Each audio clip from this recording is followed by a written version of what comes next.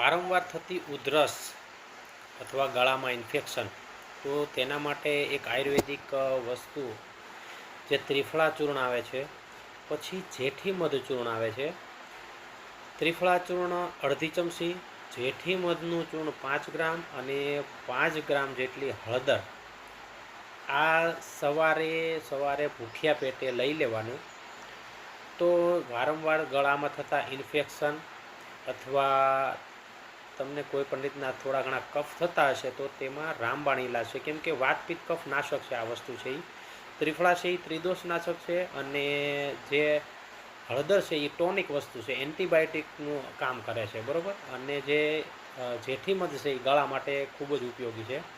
તો આનું રિઝલ્ટ સારામાં સારું આવશે. પણ જે લોકોને વારે કફ થઈ જતા હોય એ લોકોએ ઘીવાળી વસ્તુ અથવા દૂધની વસ્તુ ઓછી કરી દેવાની અને આ વસ્તુનું ચાલુ રાખવી.